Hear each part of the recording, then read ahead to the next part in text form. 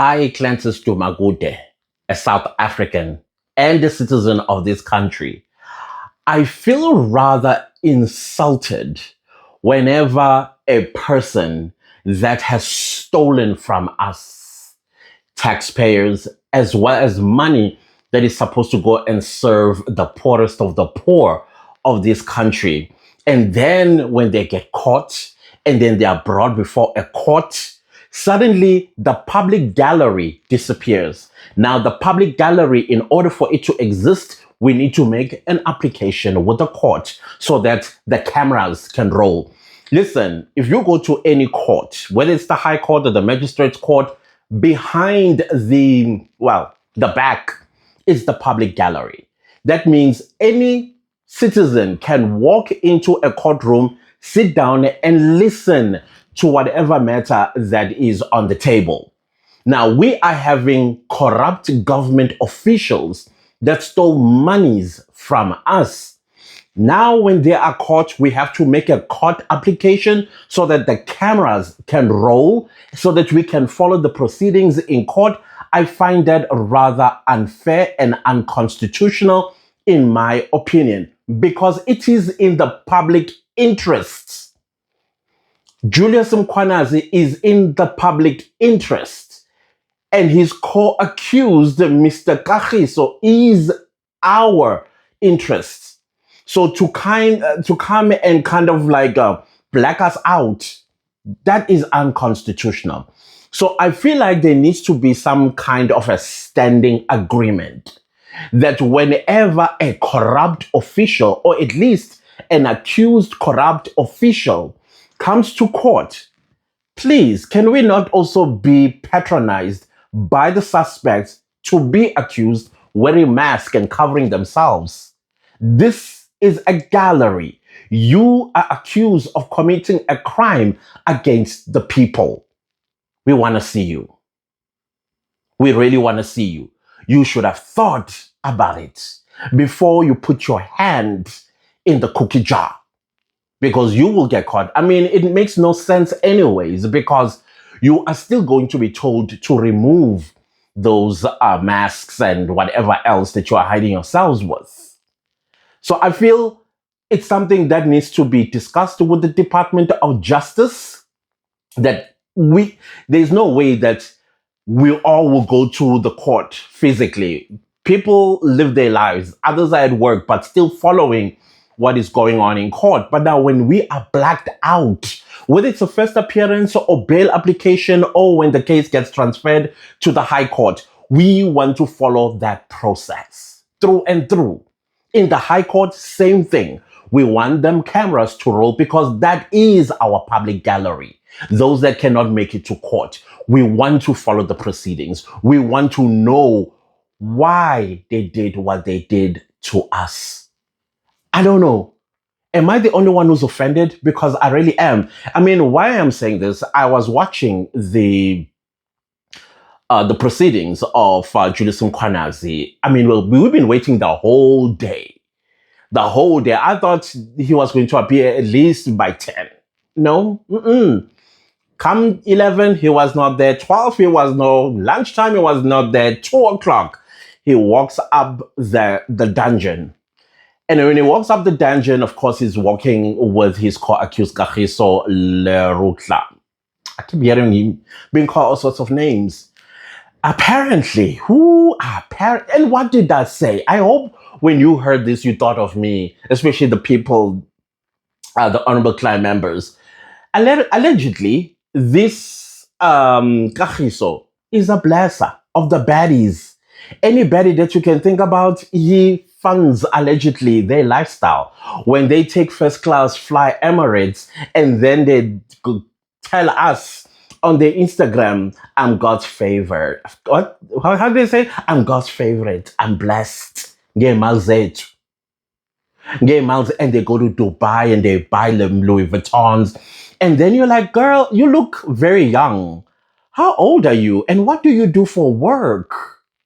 There is no way that a 22-year-old in South Africa, I don't care what your family background is, there is no way that you'll be able to afford a first class ticket in Fly Emirates. They range around, 100,000 Rand a piece. Sometimes 110,000 Rand. Some are even 200,000 Rand. Fly Emirates, Atahad, Singapore. There's no way. Qatar. There's no way you can afford that to and from. And then when you get to Dubai or Doha, you live in a 7-star hotel. I don't care what background you come from. Even if you were Matsipa's son or daughter, I'm sorry. There are some questions that needs to be asked. So clearly, if you and I have to seriously take a magnifying glass and look a little bit closer, it's the public funds that are funding the baddies. And I have said before, the baddies are definitely going to be one of the people we are going to be seeing dragged to court. They're going to have to explain their wealth. The last time I heard SARS, and to me it blew my mind, that in the content creation, in fact, they said in the influencer space, just in 2025, they generated 5 billion Rand. And I was like, South Africa, that's an industrial gravity of an industry that you are talking about. If the entertainment industry only makes about 300 million, there's no way that the influencer world was making 5 billion Rand in 2024, 2025. Where is that money coming from? Which brands that were paying in tens of millions of rands per influencer? And that also has to be international brands, not local brands. Local brands, they're very, how do I put this? Shallow. South African brands are shallow. They go for exactly them baddies and their favorites. It's a whole politics in this brand industry. And if you are a new creator in the space and you think you might actually be favored unless you lie on your back or on all your fours, then you are going to get a brand deal. And I'm talking serious brand deals. I said it. Anyways, you have to do like a lifestyle audit. And then you cannot tell me that you are able to afford, number one, a 210,000 Rand first class ticket, plane ticket to Dubai or Doha or even Singapore. Where else do they go to again? Where else do they go to, these baddies? Yeah, you cannot tell me that now you will have 420,000 Rand. This is the return ticket. And on top of that, you will have an extra 150, 200,000 to stay in a 7-star hotel in Dubai for 7 days. You cannot tell me. Where's that money coming from? And on top of that, while you are in Dubai, you are still buying Louis Vuitton bags, you're buying Coco Chanel dress or something, and you are also able to buy Jimmy Choo. And on top of that, you're still going to like these expensive entertainment spaces and food restaurants and all of that. So in all, that trip should cost somewhere around 500 to 650,000 Rand. A 22-year-old or a 30-year-old. And some even go as far as having BBLs. The reason why I pronounce it that way, it reminds me of Shadrach Sibia when he says BBL, he goes BBLs. Anyways, let's behave. So the baddies are going to be in handcuffs soon. And I hear that after they heard that Kagiso got arrested, some of them, they deactivated their social media platforms. They deleted videos of luxury travels and luxury items that they unboxed and showed off on their Instagram and everywhere else. And you have to ask yourself a question, why? I'll tell you why. Because they, blessers, told them everything that you ever posted that I bought for you or sent you money for, delete. And then I was like, has Kagiso heard of Lieutenant General Ntlanhla Mkhwanazi? You delete, we retrieve. It's going to be interesting. It's going to be interesting. So as you know, that Julius Mkhwanazi, as well as his co-accused, I would say co-accused at this point, even though the whole process hasn't begun yet. No, man, they are now accused because they're still in the court. They of course, formally charged with corruption, fraud, and defeating the ends of justice. And these three charges, it links Julius Mkhwanazi and Kagiso Lerutla. And the question is, what are those? I'm so interested to know. What exactly are we talking about?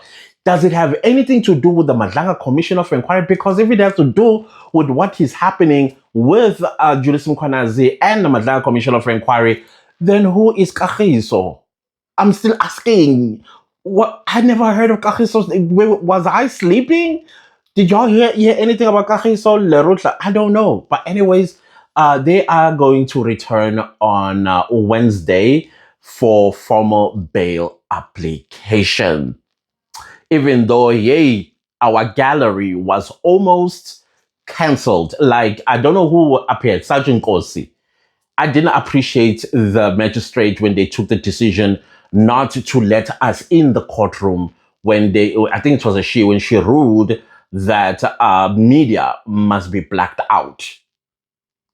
Can we please speak to the Minister of Justice and Constitutional Development and say, please, ma'am, no, this is in our interest and also in the interest of justice, by the way, in my opinion. So this particular magistrate was like, next time, I was like, oh.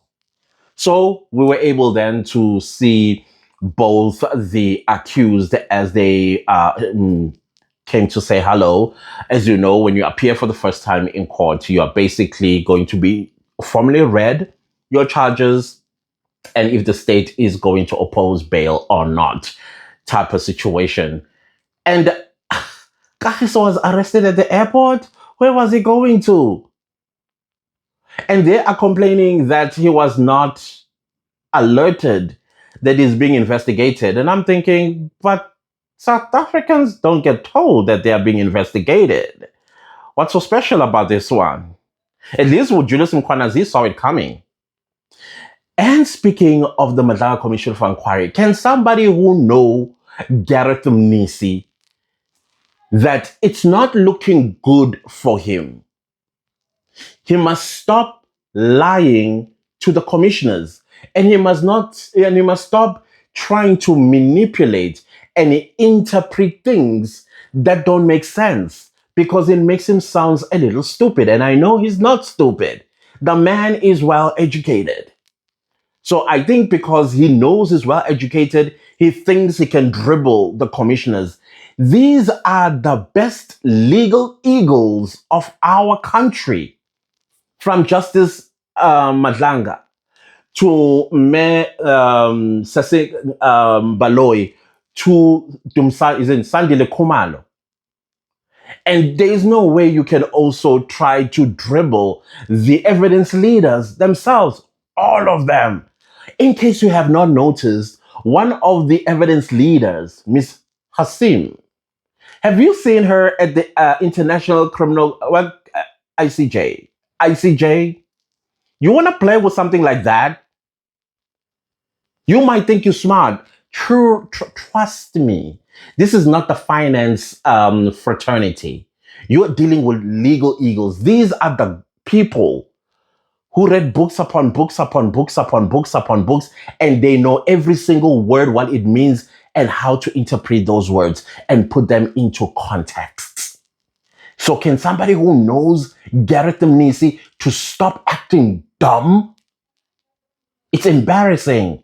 I actually had to stop watching his testimony because I was so embarrassed on his behalf. So embarrassed. You were adjudicating a tender application or bidder, as they call them. You knew the brother of one of the bidders, and then you give advice to the brother of your friend, and you still say that is not conflict of interest. You know, back in the day, if you worked at ShopRite, for example, and there's a competition, do you know one of the rules, not even one of the rules, some of the rules were people that work at ShopRite, their family and friends are not allowed to enter the competition. Why? Because it would be in the conflict of interests for friends of people that working inside ShopRite to take on the competition. And I am sure as tomorrow will exist, that when you are studying accountancy, one of the moral causes that you are going to do is about conflict of interest, what it means. Because conflict of interest, it is derived from perception. If I am seeing the chairperson that overlooks at applications, and then one of his friends, family member, also going to end up being evaluated by me, that's already conflict of interest. I have to declare. I have to say, I would like to recuse myself from this position because one of the applicants is my friend's brother or family member. But he disputes that. He disputes that as an accounting officer. I know. Can accountants and chartered accountants and everybody please come to the front and let us know you've never been taught about accountability and conflict of interest? Because I'm sure with lawyers as well, they learn about what is and what isn't so that you are fit and proper. Perception is important. It's what destroys integrities. It's what destroys reputations. So I don't, somebody please whisper to him to stop embarrassing himself, because when he's embarrassing himself, we also get embarrassed and cringe on his behalf. He just needs to tell the truth. Well, I mean, we're still going to his wealth. How did he amass that kind of wealth at 34 years? What lies are you going to tell? It's like a 22-year-old trying to explain how they were able to do all the things I said earlier, except when they are stealing or somebody is stealing and putting money in their bank accounts, because all these guys, so they are not going to take the money that allegedly they're defrauding into their bank accounts. It's traceable. So they are going to plant these monies with baddies. The baddie will say, at least if I can get 10% and I can spend 10% of this money to do what I want, I guess that's the agreement. Nizoboshwa, niyezanani, umkhwanazi uyeza kini. I'm talking to the baddies. If you are a baddie and you know you have some monies that you cannot explain, yeah, it's over. I said it before. I don't know how many times I've said it, and I'm repeating it again. Anyways, guys, let me leave this video right here. And please work with me on this one. Our gallery, every time we have to apply for it, I'm talking the public gallery, especially when it comes to a government official that is alleged to have committed a crime against us of stealing from our tax money. We want to know who they are, and they must remove the masks. That's joyly, God. Anyways, I'll leave this video here. Thank you all so much. And please have yourselves a very good night. I'm not sure what time this video is going to come up because the Wi-Fi has been like, I'm tired. So if you don't see videos tomorrow, just know that I'm struggling with my Wi-Fi. We'll do the best we can to get things going. All right. I'll see you later. Goodbye.